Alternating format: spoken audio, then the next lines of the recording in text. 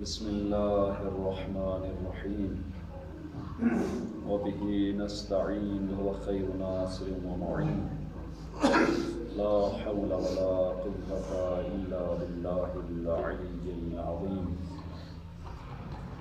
الحمد للہ رب العالمین والصلاة والسلام علی اشرف الانبیاء والمرسلین حبیبنا محمد وآلہ الطیبین الطاہرین وصحابہ المنتجبین المتمسکین بحبل اللہ المتین ولعنۃ اللہ علی اعدائہم اجمعین ربی اعوذ بک من ہمزات الشیاطین واعوذ بک ربی ان یحضرون رب اشرح لي صدري ويسر لي امري واحلل عقدة من لساني يفقهوا قولي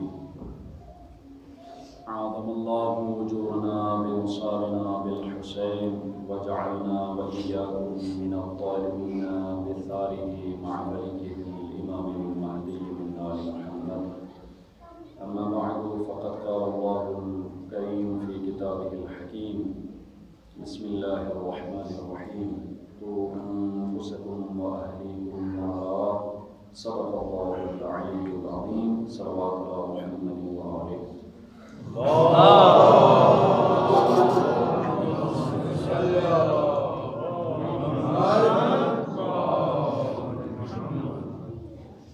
اس عشر محرم الحرام کے لیے جس موضوع کا انتخاب کیا ہے وہ آپ کی خدمت میں کل عرض کیا اور اس موضوع کا کچھ تجزیہ و تحلیل پیش کیا۔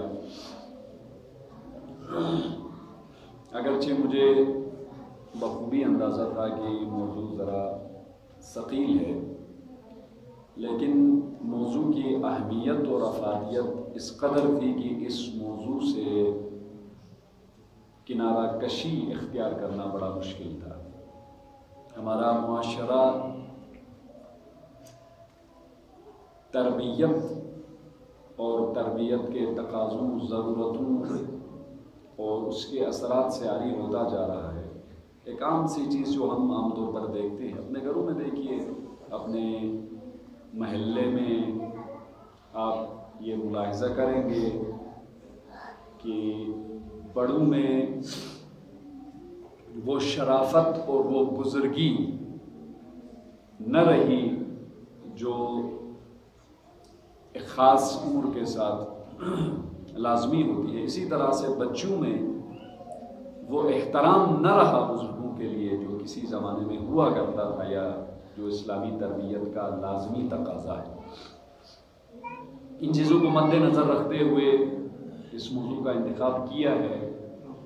اگرچہ خود میرے لیے چونکہ ایک ادنا سا حقیر سا طالب علم ہوں، مشکل ہے اس پر گفتگو کرنا، اور پھر کچھ چیزوں کو اور کچھ فیکٹرز کو مد نظر رکھتے ہوئے ہم نے اردو میں مجالس پڑھنے کا فیصلہ کیا، اور اس پر بھی کچھ بہرحال پریشانیاں ہیں، لیکن کیا کیا جائے، بالآخر کسی منزل تک پہنچنے کے لیے کچھ نہ کچھ مشکلات سے دوچار ہونا ہوتا ہے۔ انشاءاللہ کچھ میرے لیے مشکلیں ہیں اور کچھ آپ کے لیے مشکلیں ہوں گی۔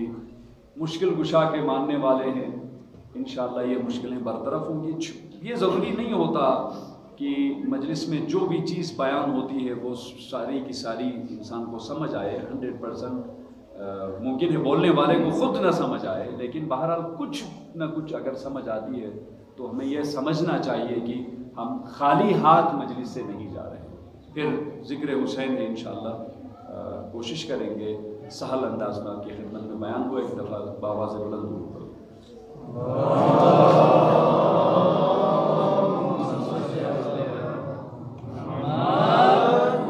چونکہ کچھ چہرے نئے ہیں لہٰذا میں پہلے کوشش کروں گا کہ کل جو ہم نے گفتگو کی ہے اس کے کچھ بنیادی نکات آپ کی خدمت میں پیش ہوں، تاکہ آج جو مطالب بیان ہونے ہیں وہ ان کی فہم میں، ان کی تفہیم میں انشاءاللہ آسانی ہو۔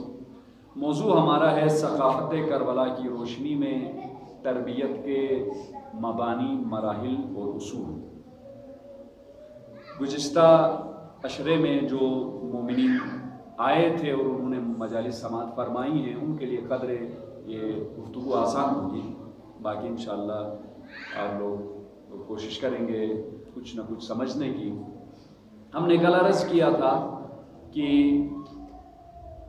تربیت جو ہم نے یہاں لفظ استعمال کیا ہے، مطلقاً استعمال کیا ہے، تربیت اولاد نہیں کہا۔ اس کی ریزنز یہ ہیں، اس کی وجوہات یہ ہیں کہ تربیت ایک دائمی عمل ہے۔ جب ہم کہتے ہیں تربیت دائمی عمل ہے، اس کا مطلب یہ ہے کہ یہ کسی خاص ایج کے ساتھ، کسی خاص سٹیج کے ساتھ، کسی خاص مرحلے کے ساتھ وابستہ نہیں ہے، بلکہ ہر عمر اور ہر صنف کے انسان کو تربیت کی ضرورت ہے۔ پھر ہم نے اس پر دلائل بھی دیے تھے کہ یہ کس طرح سے ہم اس کو جسٹیفائی کر سکتے ہیں۔ پھر ہم نے مبانی کے بارے میں بتایا کہ مبانی سے مراد ہماری وہ بنیادیں ہیں جس پر اسلامی نظام تربیت کی عمارت استوار ہے، اور اس کے بابت بھی کچھ غلط فہمیاں ہیں۔ انشاءاللہ ان غلط فہمیوں کا ازالہ کرنے کی کوشش کریں گے۔ اور پھر جو موضوع میں مراحل اور اصول کی بات ہے، تو اس سے مراد یہ ہے کہ عمر کے کس مرحلے میں تربیت کا کون سا اصول لاگو ہوتا ہے۔ اور ہم نے کل آپ کی خدمت میں بتایا تھا جو عمومی اصول ہیں تربیت کے، وہ عمر اور مرحلہ اور کسی حد سے مقید نہیں ہے، بلکہ وہ تمام پر اس کا اطلاق ہو سکتا ہے۔ لیکن بعض اصول ایسے ہیں جو ایک خاص طبقے عمر کے لوگوں کے ساتھ خاص ہیں، تو ان کو بھی تربیت کے معاملے میں سمجھنا اور انڈرسٹینڈ کرنا بہت ضروری ہے۔ پھر ہم نے موضوع کے پہلے حصے پر کچھ روشنی ڈالنے کی کوشش کی تھی جو ثقافت کربلا سے مربوط ہے، اور یہ گفتگو کی تھی کہ ہم نے کیوں تربیت کو ایک ثقافتی پہلو میں دیکھنے اور سمجھنے کی کوشش کی ہے۔ اس کی وجوہات، جو اہم وجہ ہے وہ یہ ہے کہ تربیت کوئی ایسا عمل نہیں ہے جو خلا میں وقوع پذیر ہو، جو ویکیوم میں وقوع پذیر ہو۔ تربیت کے لیے ایک ماحول درکار ہے، جس کو ہم نے کانٹیکسٹ کا لفظ استعمال کیا تھا۔ البتہ اس کے لیے اب اردو میں جو لفظ استعمال ہوتا ہے وہ سیاق و سباق ہے، اور زیادہ آسان کرنے کے لیے ہم کہہ سکتے ہیں ایک سیٹنگ کی ضرورت ہے، یا آپ کہہ لیجئے ماحول کی ضرورت ہے۔ ایک خاص قسم کا ماحول ہوتا ہے، اس کے اندر تربیت وقوع پذیر ہوتی ہے۔ اور ہم نے یہ کل آپ کی خدمت میں پیش کیا کہ اس کو، تربیت کو اس کانٹیکس میں سمجھنے کی اس لیے ضرورت ہے کیونکہ تربیت ایک اجتماعی عمل ہے۔ ایسا نہیں ہے، اسلام کا جو کنسپشن ہے نجات کا، وہ یوں نہیں ہے کہ ایک انسان اپنے آپ کو بچا لے۔ بہت سارے مکاتب فکر دنیا میں ہیں جو اس بات کے قائل ہیں کہ آپ اپنی فکر کریں، آپ اپنی نجات کا سامان کریں، دوسروں سے آپ کا کوئی تعلق نہیں ہے۔ حتیٰ اسلام میں بھی جو صوفیزم کا ایک فیکٹر ہے، ہمارے یہاں پہ ایک مکتب ہے، البتہ صوفیزم میں بھی کئی قسمیں ہیں، لیکن جو ایک غالب جو اکثریت ہے صوفیزم کی، وہ اسی چیز کے تقریباً قائل ہیں کہ اپنی فکر کریں۔ جو خانقاہی، جس کو اقبال نے کہا، جو خانقاہی نظام ہے، وہ خانقاہی نظام یہ کہتا ہے کہ آپ اپنے کو بچائیں، لیکن اسلام ایسا نہیں کہتا۔ قوا انفسکم واہلیکم نارا، بچاؤ خود کو بھی اور اپنے اہل و عیال کو بھی۔ پھر امر بالمعروف اور نہی عن المنکر ہے۔ یہ ساری چیزیں ہمیں یہ بتاتی ہیں کہ تربیت ایک اجتماعی عمل ہے۔ اب تربیت کو اگر آپ ایک اجتماعی عمل کے طور پر انڈرسٹینڈ کرنا چاہیں، سمجھنا چاہیں، تو لا محالہ کوئی نہ کوئی کانٹیکس آپ کو کریٹ کرنا پڑے گا، کوئی نہ کوئی سیٹنگ آپ کو سمجھنا ہوگی، اور اس کے لیے ہم نے جس چیز کا انتخاب کیا ہے وہ ہے ثقافت کربلا۔ اب ثقافت کیا ہے، شاید اگلی مجالس میں انشاءاللہ ہم آپ کی خدمت میں گفتگو کریں۔ بنیادی طور پر آپ نے یہ سمجھنا ہے کہ ہم نے کربلا کے رنگ میں اس تربیت کے عمل کو دیکھنے اور سمجھنے کی کوشش کرنی ہے۔ ایک درود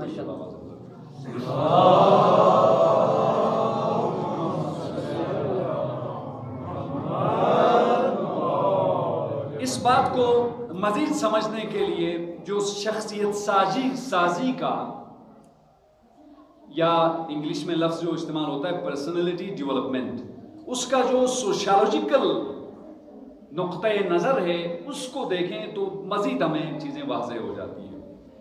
جو سوشیالوجی یا عمرانیات کے ماہرین ہیں وہ جب شخصیت سازی یا پرسنالٹی ڈیولپمنٹ کی بات کرتے ہیں تو عموماً سوشلائزیشن کی بات کرتے ہیں۔ سوشلائزیشن کا آسان سا ایک جو ترجمہ کیا جا سکتا ہے وہ یہی ہے جس کو ہم تربیت کہتے ہیں، یعنی وہ تربیت کو شخصیت سازی اور تربیت کو تقریباً ایک ہی جگہ پہ رکھ کے سمجھنے کی کوشش کرتے ہیں۔ شخصیت کیا ہے؟ آسان لفظوں میں آپ کے تمام رویہ جات کا مجموعہ شخصیت ہے، دی ٹوٹلٹی آف ونس بیہیویئر۔ ایک انسان کے تمام رویوں کو اگر آپ ملا دیں تو جو چیز وجود میں آتی ہے وہ ہوتی ہے شخصیت۔ اب شخصیت پر تربیت کا کتنا اثر ہے اور تربیت پر کانٹیکسٹ کا کتنا اثر ہے اس کو سمجھنے کے لیے ہم یہ دیکھتے ہیں کہ عمرانیات کے ماہرین کہتے ہیں کہ 5 فیکٹرز، 5 عوامل ہیں جو شخصیت سازی میں بڑے مؤثر ہیں۔ پہلا بایولوجیکل انہیریٹنس، آسان لفظوں میں یعنی جو ہم اپنے والدین سے موروثی میرے خیال میں تقریباً یہی لفظ استعمال ہوتا ہے، موروثی جو چیزیں ہم حاصل کرتے ہیں اپنے ماں اور باپ سے جو ہمارے اختیار میں نہیں ہیں۔ جینیٹکس آج کل میرے خیال میں اس کو بایولوجیکل سائنسز میں جینیٹکس کہا جاتا ہے یا ڈی این اے، وہ جو چیزیں ہم وہاں سے لیتے ہیں ماں باپ کی طرف سے ہمیں آتی ہیں۔ آپ کی تربیت میں، شخصیت سازی میں یہ چیز بڑا دخیل ہے اور اس کو اسلام بھی ریجیکٹ نہیں کرتا ہے۔ اسلام بھی اس بات کا قائل ہے کہ آپ کی شخصیت کے بہت سارے پہلو وہ آپ کے والدین کی طرف سے آپ کو مل جاتے ہیں۔ والدین کا جیسا کردار ہوگا، ان کی جیسی شخصیت ہوگی، ان کا جیسا اٹھنا بیٹھنا ہوگا وہ لامحالہ طور پر آپ تک منتقل ہو جائے گا۔ اب والدین کی جب ہم بات کرتے ہیں تو ایک طرف والدہ ہوتی ہے، ایک طرف والد ہے۔ والدہ کی طرف سے جو چیزیں آپ کو مل رہی ہیں، آپ کو آپ کے شخصیت میں آ رہی ہیں، وہ نانہال کا پہلو ہے، دیکھنا پڑے گا نانہال میں کیا مسائل ہیں۔ اور جو والد کی طرف سے جو چیزیں آتی ہیں وہ پھر آپ کا دادیال اور اس طرف سے جو آپ کو چیزیں ملتی ہیں وہ بہرحال کسی حد تک مؤثر ہوتی ہیں۔ اب بہت ساری بیماریاں ایسی ہوتی ہیں جو آپ کو صرف اور صرف اس لیے لگ جاتی ہیں کیونکہ آپ کے والد میں بیماری تھی یا آپ کے دادا میں بیماری تھی یا آپ کے پڑدادا میں بیماری تھی۔ اسلام بھی اس کو نگیٹ نہیں کرتا ہے، مانتا ہے۔ البتہ اسلام کا جو نقطہ نظر ہے موروثیت کے حوالے سے، بایولوجیکل انہیریٹنس کے حوالے سے، وہ یہ ہے کہ یہ کوئی ایسی چیز نہیں ہے جس میں جبر ہو۔ مثال، یہ کوئی ضروری نہیں ہے کہ اگر کسی کا باپ خدا نخواستہ وہ بد کردار تھا تو لامحالہ طور پر اس کا بیٹا بھی بد کردار ہو، ایسا نہیں ہے۔ ہاں، وہ بد کرداری کے کچھ جراثیم جینیٹکس میں آ جائیں، لیکن انسان عزم سے، ارادے سے، خدا کی مدد سے، خدا کی طرف رجوع کر کے، خدا کے اولیاء کا دامن تھام کر ان مضر اثرات سے اپنے آپ کو بچا سکتا ہے۔ آسان لفظوں میں یوں کہہ لیجئے مثال کے طور پر کہ جو بایولوجیکل انہیریٹنس ہے، والدین کی طرف سے جو چیزیں ہمیں منتقل ہوتی ہیں، ان کی مثال اس خام مال کی سی ہے جس کو آپ جو شیپ دینا چاہیں، جو شکل دینا چاہیں وہ دے سکتے ہیں، یعنی آپ کے ہاتھ میں۔ تو عام طور پر جو جینیٹکس کا ایشو ہوتا ہے وہ انسان کے ظاہری وجود کے ساتھ اس کا زیادہ عمل دخل ہوتا ہے، لیکن آپ کی جو ایک روحانی شخصیت ہے، آپ کا جو روحانی وجود ہے، وہ وہاں سے جیسے بھی مضر چیزیں آپ میں آ جاتی ہیں ان کو آپ دور کر سکتے ہیں۔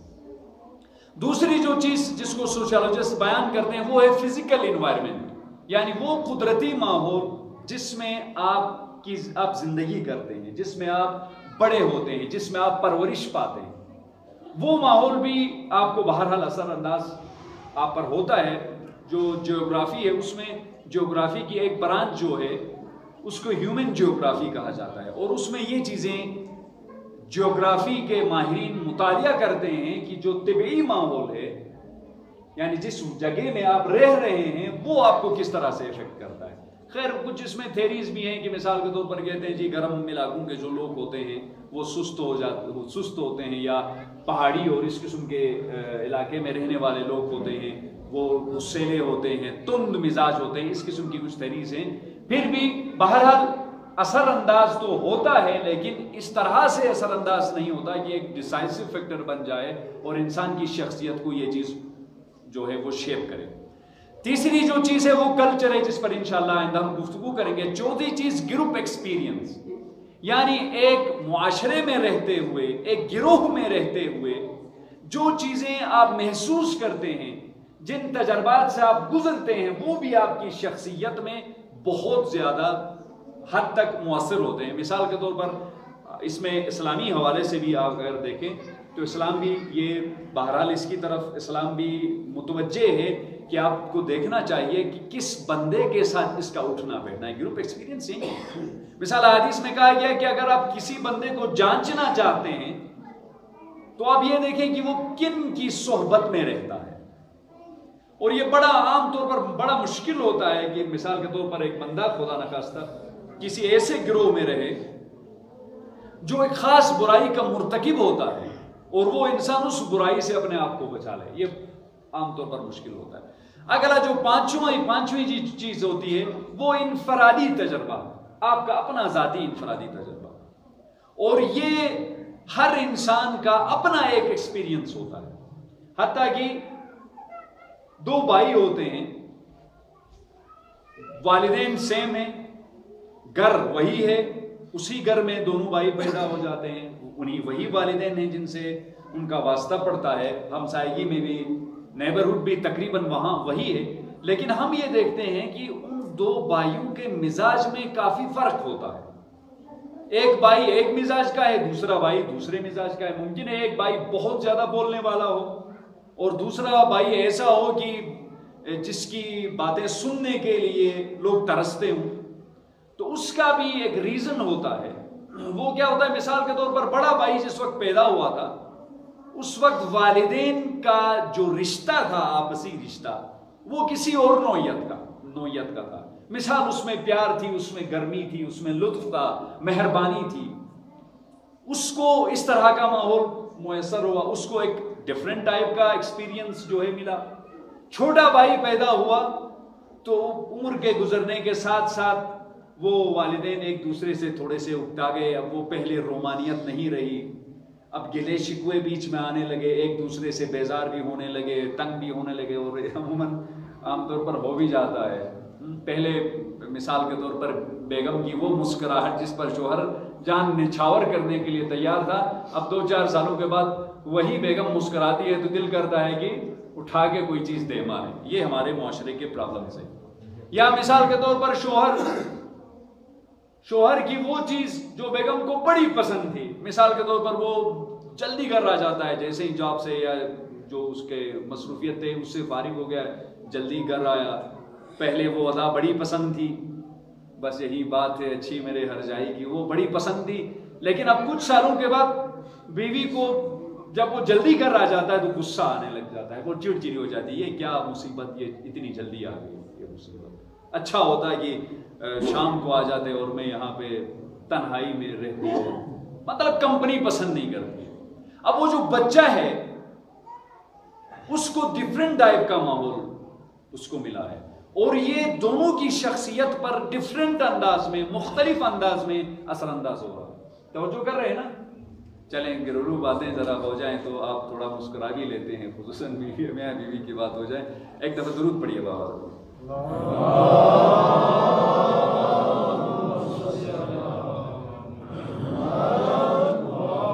اب ان عوامل کا تربیت میں کس حد تک کردار ہے وہ انشاءاللہ اگلی اس میں مجالس میں آپ کی خدمت میں پیش کریں گے. یہ جو 5 عوامل میں نے آپ کی خدمت میں پیش کیے ہیں وہ صرف آپ کو یہ بتانے کے لیے کہ ان 5 عوامل میں سے صرف شروع کے 2 عوامل کچھ ایسے ہیں جن کو ہم کسی حد تک کہہ سکتے ہیں کہ وہ ایک کانٹیکس یا ایک سیٹنگ سے ہٹ کے کچھ چیزیں ہیں. باقی 3 چیزیں واضحتاً ہمیں یہ بتاتی ہیں کہ کہ تربیت جو ہے ایک خاص ماحول میں ہوتی ہے، سوشلائزیشن جو ہے وہ تربیت کے ساتھ ملی ہوئی ہے۔ اب ہم یہ دیکھنا چاہیں گے کہ تربیت کا جو لفظ ہے اس کا خود اس تربیت کا معنی کیا ہے، اس تربیت کا مفہوم کیا ہے۔ تربیت عربی گرامر کے حساب سے باب تفعیل کا جو ہے وہ مصدر ہے، مثال کے طور پر تدریج کے وزن پر، اور اس کا معنی آہستہ سے ہے، سٹیپ بائی سٹیپ، یعنی ایولیوشن کی طرف اس کا اشارہ ملتا ہے۔ جو عربک کے ماہرین ہیں وہ یہ کہتے ہیں کہ ربن یا رببا تربیبن سے تربیت کا لفظ نکلا ہے، اور دونوں معنی ان کے اگر دیکھا جائے تو وہ یہ ہے کسی چیز کو تدریجاً نشو و نما دے کے کمال کی حد تک پہنچانا، اور اس پورے عرصے میں، اس پورے پروسیس میں اس کی بنیادی ضروریات کو پورا کرنا۔ یعنی ایک چیز کو تدریجاً، ایسا نہیں ہے کہ آپ بچہ پیدا ہو گیا فوراً آپ نے انہیں 1-2 دن کے اندر اس کو مجتہد بنا دیا، اس کو عالم بنا دیا، فقیہ بنا دیا، زاہد بنا دیا، نہیں، ایسا نہیں ہوتا۔ ظاہری بات ہے خدا نے نظام ہی اسی طرح کا رکھا ہے، بچہ پیدا ہوتا ہے تو ایک خاص عرصے تک وہ کسی چیز کو سمجھنے کے لائق ہی نہیں رہتا، پھر اس کے ذہنی جو ایولیوشن ہے، اس کی جو نشو و نما ہے وہ بھی مختلف طریقے سے ہوتی ہے۔ یوں سمجھ لیجیے کہ ایک سٹیپ بائی سٹیپ پروسیس ہے۔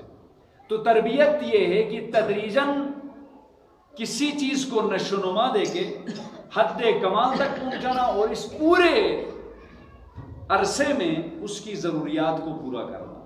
اگر تربیت کے معنی کو دیکھ لیں تو آپ کو بڑا لطف آئے گا۔ خدا کا ایک نام جو ہے اس کی ایک صفت ہے رب، اور اس سے بھی بڑھ کے اس بات پہ لطف آئے گا کہ جب انسان باپ بن جاتا ہے یا ماں کا مقام حاصل کر لیتا ہے تو اس میں رب کی جھلک آ جاتی ہے۔ وہ لڑکا یا وہ لڑکی مثال کے طور پر جو پہلے اپنی ذات تک محدود تھے، جو خود کھانا، خود پہننا، خود میں وہ غرق تھے، وہی جب بچے ہو جاتے ہیں تو ان میں ربوبیت کی ایک خاصیت آ جاتی ہے، اس میں ایک جلوہ آ جاتا ہے۔ ایک معنی جو علماء نے تربیت کا کیا ہے وہ ہے انتظام کرنا اور درست کرنا، یعنی ایک چیز کو مینج کرنا اور ایک چیز کو درست کرنا۔ مثال کے طور پر جب کہا جاتا ہے رببت دہن، تو اس کا مطلب یہ ہوتا ہے کہ تیل کو عمدہ کرنا اور تیل کو خوشبودار بنا دینا۔ ایک درود پڑھیے بابا۔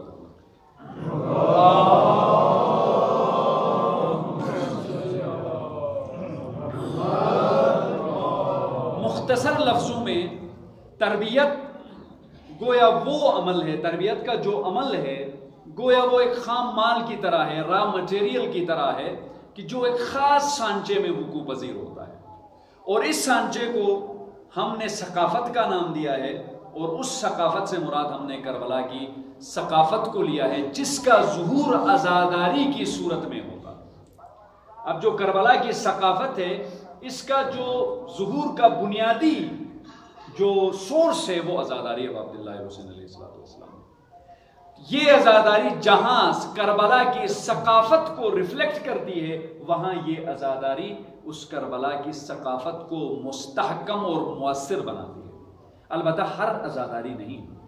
اگر آپ کو یاد ہو پچھلے سال اس وقت بھی میں نے یہ عرض کیا تھا کہ وہ عزاداری جو کربلا کی ثقافت کا احیاء کرتی ہے، وہ عزاداری جو کربلا کی ثقافت کو تربیت کے عمل کے لیے ایک درسگاہ کے طور پر پیش کرتی ہے، وہ عزاداری جو تربیت کو ایک سانچے کے طور پر پیش کرتی ہے، وہ ایسی عزاداری ہے جو سرخ عزاداری ہے۔ یہ کوئی زرد یا پیلی قسم کی عزاداری نہیں ہے۔ زرد رنگ اور پیلا رنگ عام طور پر ڈر اور خوف کی علامت سمجھا جاتا ہے۔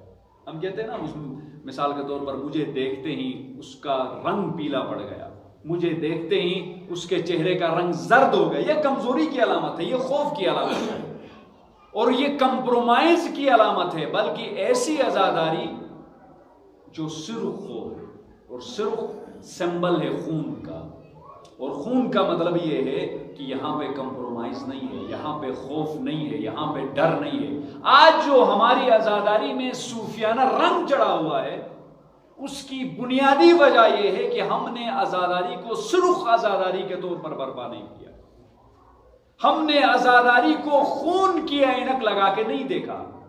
یہی وجہ ہے کہ ہمارے منبروں سے، ہمارے مجالس میں، ہمارے خطبوں میں، ہماری تقریروں میں وہ چیز بیان نہیں ہوتی جو حسین کا مقصد تھی۔ حسین کا مقصد ظلم کے خلاف آواز اٹھانا، حسین کا مقصد میدان عمل میں آ جانا، حسین کا مقصد حق کے لیے تمام تر چیزوں کو قربان کرنا۔ لیکن چونکہ میں نے عزاداری کو ایک عشقیہ انداز میں، شاعرانہ انداز میں سمجھا ہے، چونکہ میری نظر میں عزاداری وہ ایک صوفیانہ ٹائپ کی چیز ہے جو مجھے مست کرتی ہے، جو مجھے مجذوب بناتی ہے، جو مجھے وجد میں لاتی ہے، جو مجھے رلاتی ہے، لہذا مجھے ڈر لگتا ہے سرخ عزاداری سے۔ مجھے ڈر لگتا ہے کہ کہیں حسین کے رستے پر چلوں تو مجھے اپنے بچے قربان کرنے نہ پڑے، کہیں حسین کے رستے پر چلوں تو مجھے اپنا مقام و منصب قربان کرنا نہ پڑے، کہیں حسین کے رستے پر چلوں تو مجھے اپنا سر قلم کروانا نہ پڑے۔ ہم ڈر جاتے ہیں، اور یہ عزاداری کبھی بھی تربیت ساز نہیں ہو سکتی۔ یقین جانیے اس قسم کی عزاداری سے کبھی بھی حر مزاج لوگ پیدا نہیں ہو سکتے۔ کیا وجہ ہے؟ صدیاں گزری ہم عزاداری کر رہے ہیں۔ میں یہی سگردو کی بات کروں، اپنے علاقے کی بات کروں، اپنے ماحول کی بات کروں، یہاں پہ گھٹن ہے، ہم اپنی آنکھوں سے دیکھ رہے ہوتے ہیں ظلم ہو رہا ہے، لیکن مجال ہے کہ ہم آواز بلند کریں۔ کیوں؟ اس لیے کہ ظالم کے ہاتھ میں ڈنڈا ہے، ظالم کے ہاتھ میں طاقت ہے، ظالم حکومتی مشنری پر قابض سے ڈر جاتے ہیں۔ سرخ عزاداری کی ضرورت ہے۔ یقین جانیے اگر سرخ عزاداری ہو جائے اور یہی عزاداری اس ثقافت کربلا کی ثقافت کو شیپ کرے، اور یہی کربلا کی ثقافت اگر ہماری تربیت کرے، تو مجال نہیں کہ کسی مظلوم پر ظلم ہو، مجال نہیں کہ کسی غریب کا حق چھینا جائے، مجال نہیں کہ کوئی طاقتور کسی کمزور پر دستے ظلم دراز کرے، نہیں۔ بس ایسی ثقافت کو ہم کربلا کی لانا چاہتے ہیں تو پھر ہمیں ایسی عزاداری کی ضرورت ہے جو سرخ ہو، ایسی عزاداری جو انی سلم لمن سالمکم وحرب لمن حاربکم کا مصدر ہو۔ ہم پڑھتے ہیں زیارت عاشوراء میں کہ مولا حسین اس کے ساتھ سلو ہے جس کے ساتھ آپ کی سلو ہے، میری جنگ ہے اس کے ساتھ جس کے ساتھ آپ کی جنگ ہے۔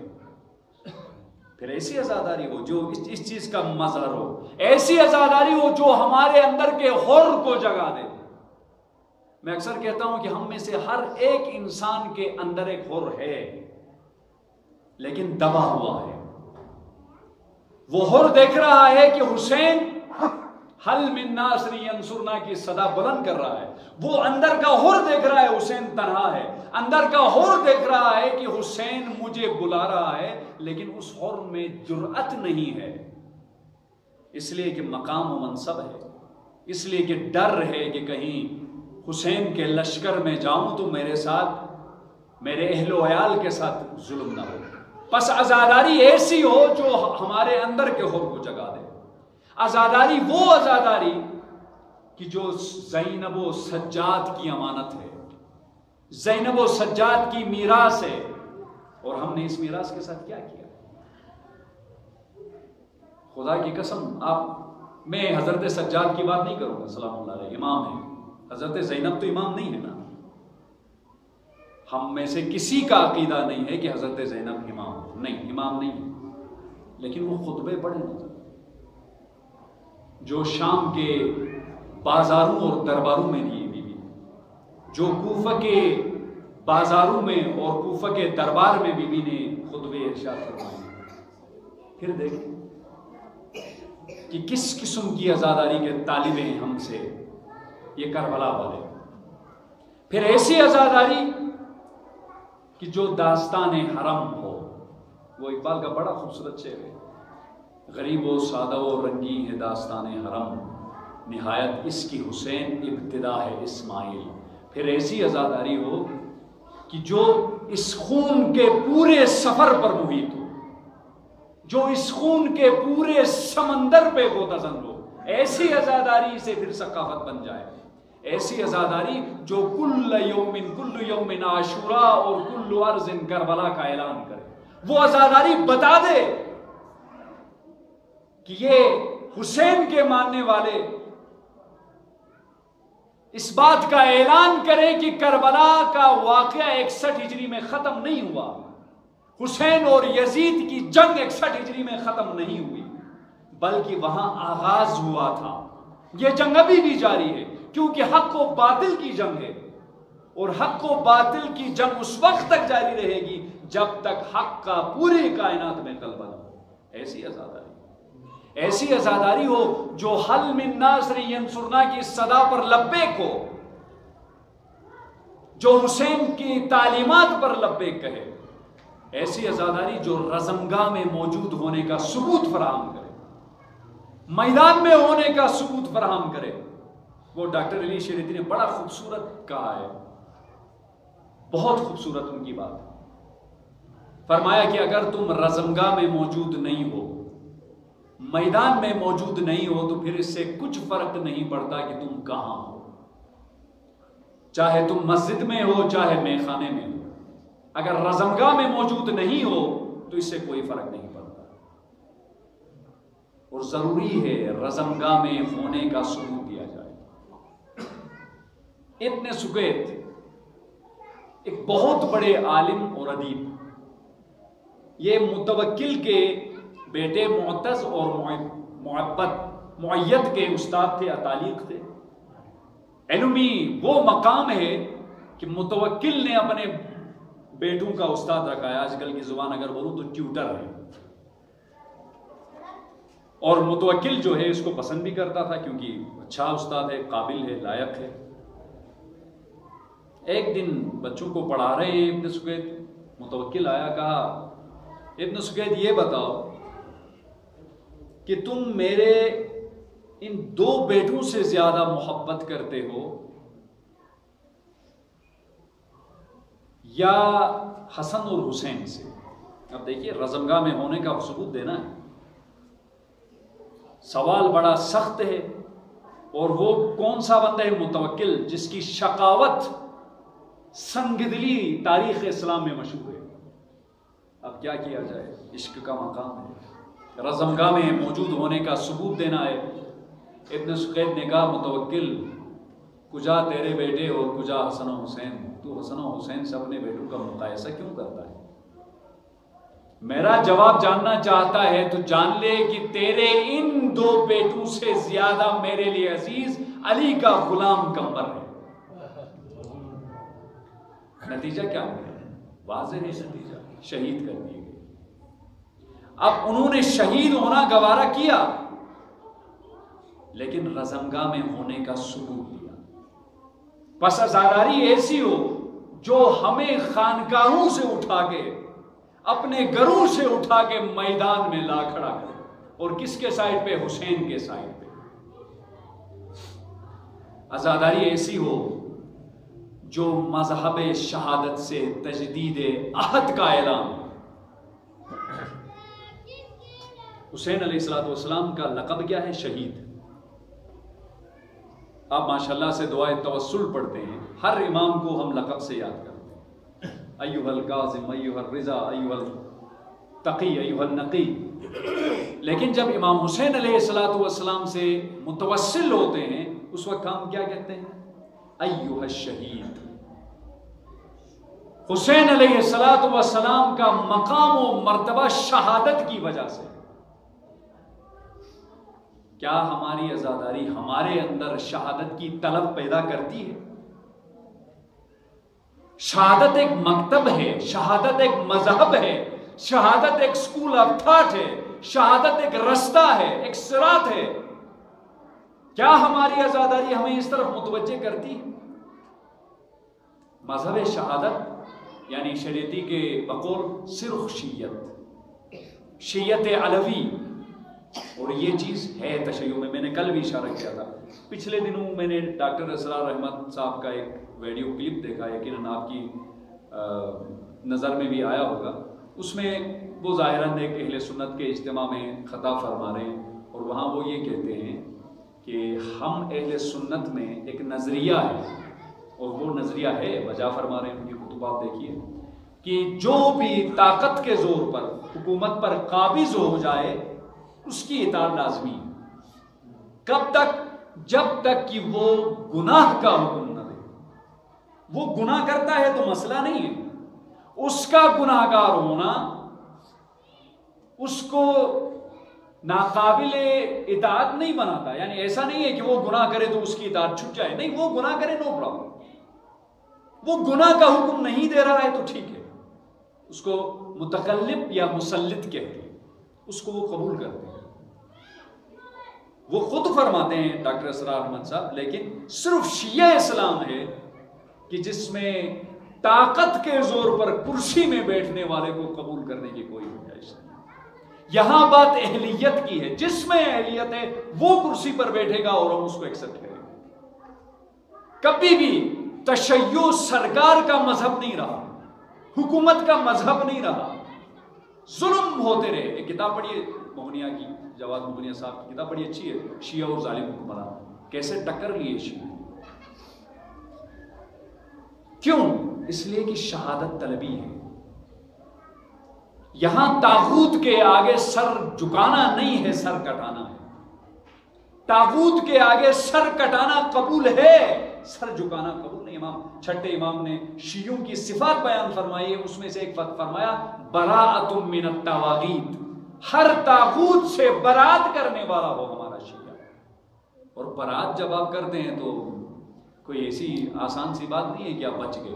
برات کا مطلب ظالم کے آگے کھڑے ہونے کا مطلب, ظالم کو رد کرنے کا مطلب, اہلیت کی بات کرنے کا مطلب یہ ہے کہ آپ اپنی گردن کے لیے تلوار کو قربان کرنے کے لیے آمادہ ہیں. یہ ہے شہادت طلبی کا اثر. اور مجھے یاد ہے 2019 میں 23 جولائی کو عمران خان صاحب کا ایک انٹرویو ہو گیا تھا. بڑا ایک مشہور ان کا ادارہ ہے امریکہ میں, وہاں پہ, اور یہ انٹرویو آپ اس کو دیکھ سکتے ہیں, آن لائن بھی اویلیبل ہے. United States institute of peace میں ان کا ایک انٹرویو ہوا تھا. وہاں پہ عمران خان صاحب کو جب سوال ہوتا ہے, وہ اس کانٹیکس میں بیسیکلی بات کرتے ہیں ایران اور امریکہ کے ٹسل کے حوالے سے, تو بڑی ایک خوبصورت بات کی. انہوں نے کہا کہ شیعوں میں سنیوں کے نسبت شہادت کا جو سینس ہے وہ زیادہ ہے. ان کے ایگزیکٹ بات, they have a much greater sense of martyrdom than the Sunni Muslims. وہ ہے, ہم قبول کرتے ہیں. اور یہ شہادت طلبی یہ ہمیں کہاں سے عطا ہوئی؟ یہ ہمیں کربلا سے عطا ہوئی. آپ پوری شیعہ تاریخ کو پڑھ لیں, کربلا سے پہلے کا جو تشیع ہے اس میں غیرت ہے, حریت, ساری چیزیں ہیں, لیکن اس میں خون کی وہ تاثیر نہیں ہے جو کربلا کے بعد کے تشیع میں آپ دیکھتے ہیں. 61 ہجری میں کربلا کا واقع ہوتا ہے, تقریباً 2 سالوں کے اندر یا 2 سالوں کے بعد توابین کی تحریک اٹھتی ہے, اور اس کے بعد قیام مختار, اور اس کے بعد جتنی بھی تحریکیں چلی ہیں, نعرہ یہ لگا ہے یا لسارات الحسین. وہاں خون دینے کے لیے دیوانے پروانے آئے ہیں, دریغ نہیں کیا ہے.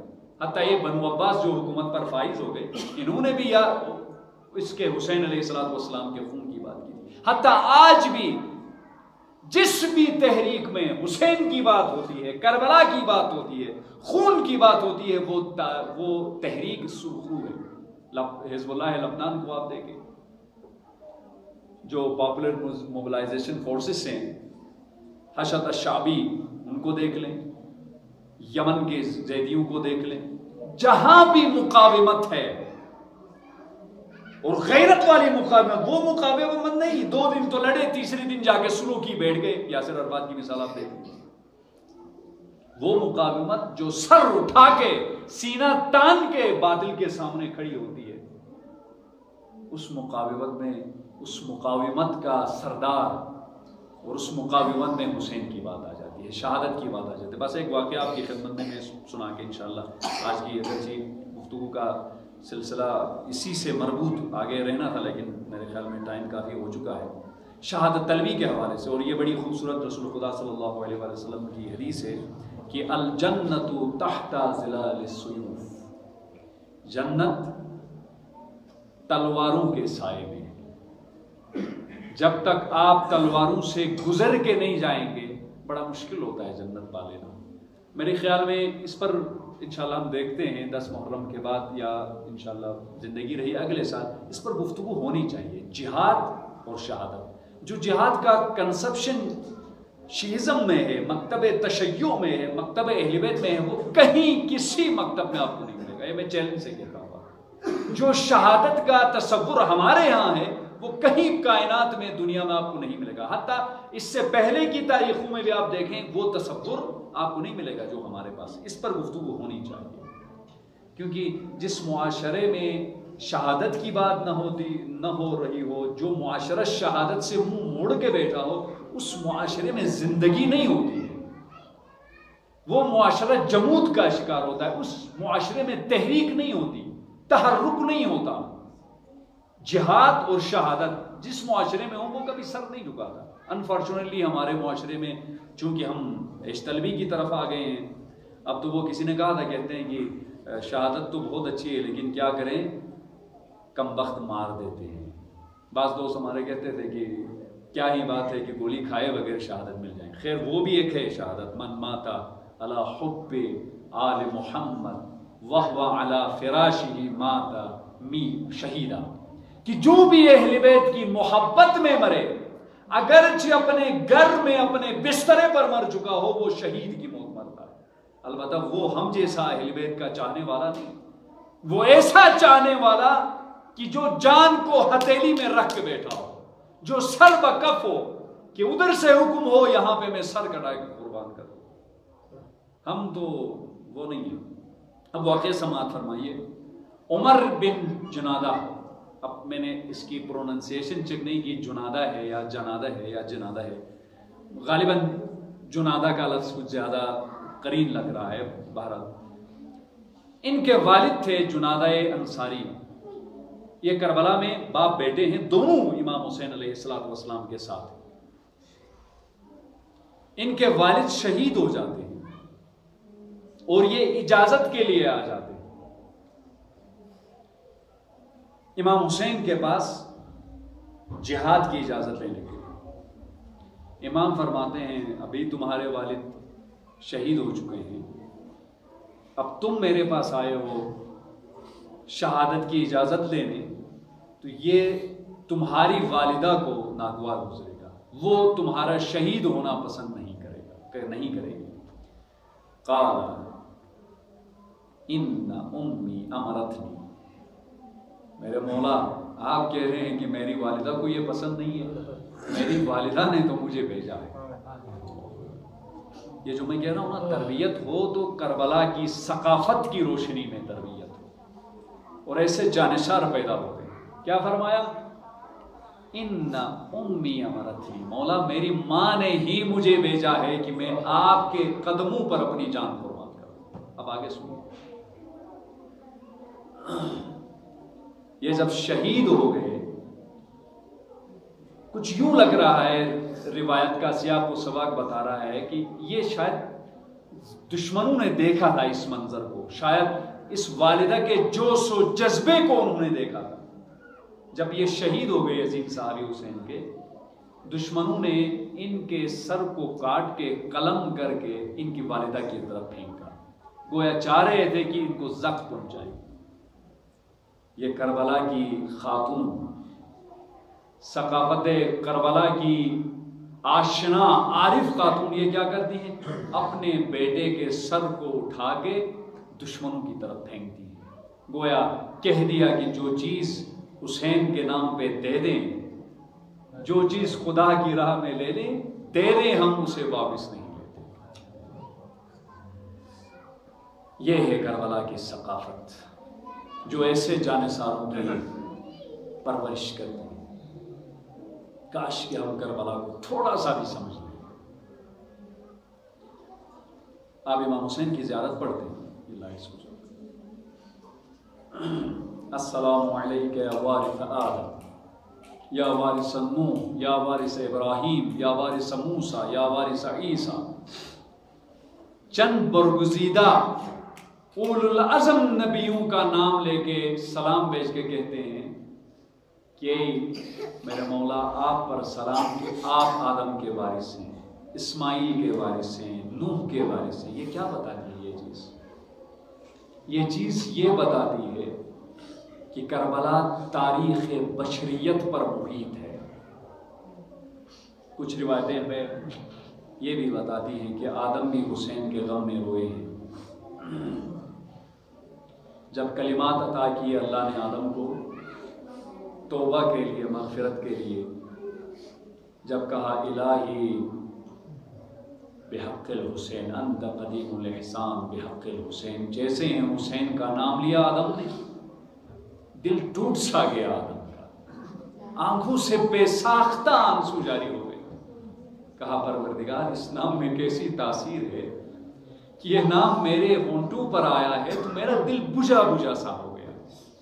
फिर खुदा ने बताया ए आदम ये मेरे आखिरी नबी के नवासे का नाम है जिसको बेदर्दी के साथ करबला में शहीद कर दिया था।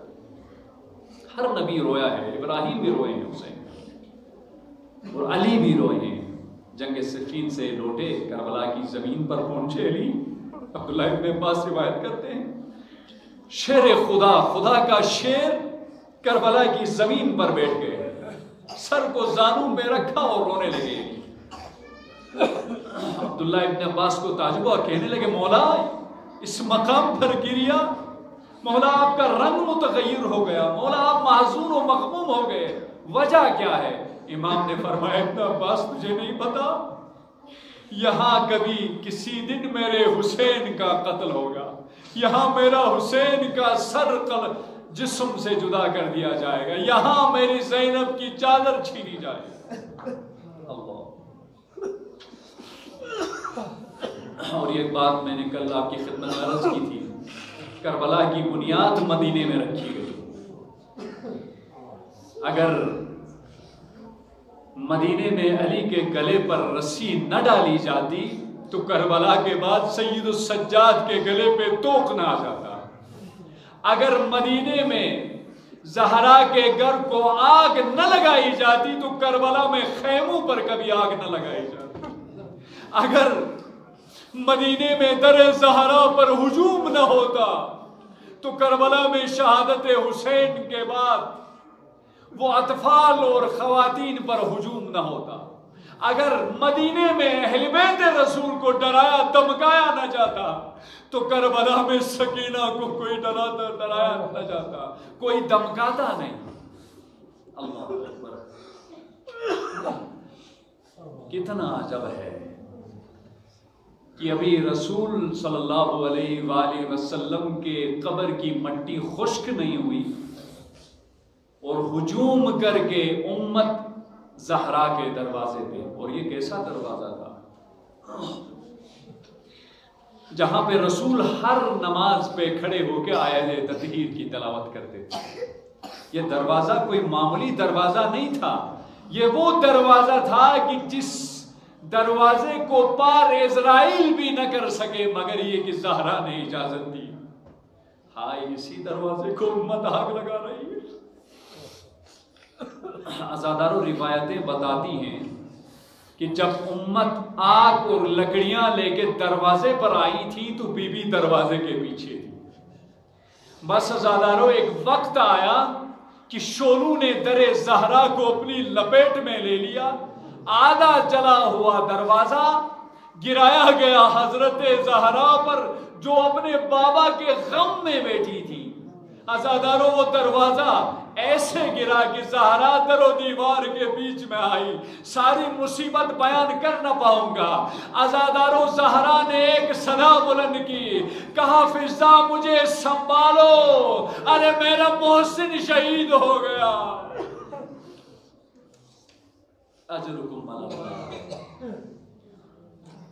اب اللہ جانے آپ کیسے سنیں گے اور میں کیسے بیان کروں. دروازہ گرانے پر اکتفا نہیں کیا گیا، عزاداروں تعزیانے بھی برسائے گئے رسول کی بیٹی پر.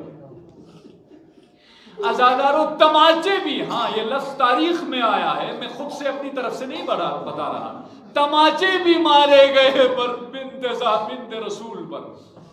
اللہ اکبر. اللہ جانے وہ ہاتھ کیسے اٹھا رسول اللہ کی بیٹی پر. بس عزاداروں پسلیاں شکستہ ہو گئی، پہلو شکستہ ہو گیا زہرا کا. اب رو رہی ہے، صبح شام رو رہی ہے. صبت علی مصائب لو انہا صبت علی الایام سرنا لیالیا. بابا وہ مصیبتیں پڑی آپ کے بعد مجھ پر کہ اگر روشن دنوں پر پڑ جاتی تو روشن دن سیاہ راتوں میں تبدیل ہو جاتے. بس عزاداروں ایک دن آیا، بی بی زہرا نے اسما سے کہا اسما ذرا میں آرام کرنے جا رہی ہوں، دیکھ لینا تھوڑی دیر کے بعد مجھے آواز دینا، اگر میں تیری آواز کا پکار کا جواب نہ دوں تو سمجھ لینا میں اپنے بابا کے پاس چلی گئی.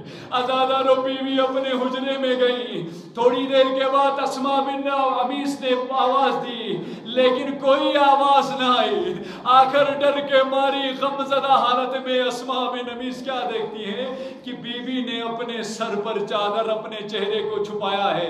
اسما نے جب دیکھا، کیا دیکھا کہ رسول زادی زخمی پہلوؤں کے ساتھ، شکستہ پہلوؤں کے ساتھ اپنے بابا سے ملنے گئی ہیں. اب دیکھیے زیادہ، چونکہ بیوی کی طبیعت کافی بہتر تھی تو جناب حسن اور حسین بھی گھر سے باہر تھے، مولا علی بھی. تھوڑی دیر کے بعد حسن اور حسین آئے. دروازے پہ آتے ہی پہلا سوال یہ کیا، کہا اسما ہماری اماں کہاں ہے؟ ہزاروں اب اسما کیسے بتا دی، خاموش ہو گئی. کہنے لگی شہزادو اماں آرام فرما رہی ہیں. شہزادے کہتے ہیں اسما ہماری والدہ کبھی اس وقت آرام نہیں فرماتی تھی. دونوں شہزادے کے لحاف کو والدہ کے چہرے سے ہٹایا. حسن لپٹ گئے، حسین لپٹ گئے. وہ قیامت کا منظر ہزادارو. بس آخری جملہ، سارے مصائب چھوڑ رہا ہوں، آخری جملہ سنیے ہزادارو. حسین نے غسل دیا، علی نے غسل دیا زہرا کو. اب روایتیں کہتی ہیں کہ علی غسل دے رہے ہیں اور ساتھ میں آنسو ہیں کہ علی کے آنکھوں سے تھمتے نہیں ہیں. آپ کہیں گے علی رو کیوں رہے تھے ہزاروں؟ جب غسل دے رہے تھے تو علی کو پتا چلا کہ زہرا کے جسم پر نشان پیلے پڑ گئے ہیں. غسل دیتے ہوئے علی کو پتا چلا کہ زہرا کی پسلیاں. روایت کا فہوا یہ بتاتا ہے گویا زہرا نے کبھی بتایا نہیں تھا علی کو کہ علی میرا پہلو شکستہ ہے. اجرکم اللہ. آخری جملہ سن لیجیے عزادارو. آج حضرت زہرا کو پرسا دیں گے، پھر کربلا کی ہم بات کریں گے. کفن پہنایا، اور یہ بھی کتنی مصیبت ہے کہ اکیلے علی تجہیز و تکفین کا اہتمام کر رہے ہیں.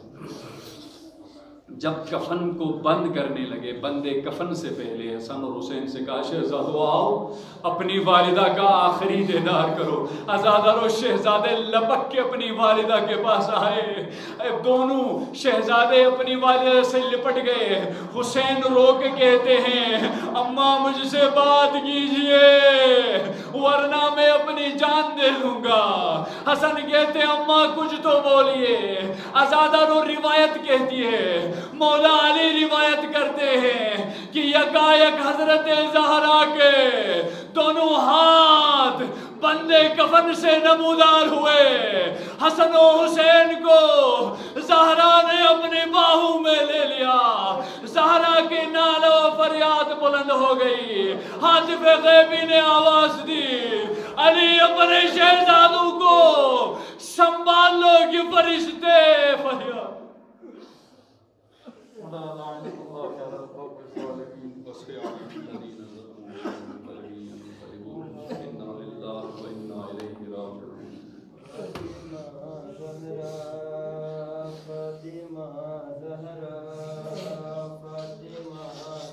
ہے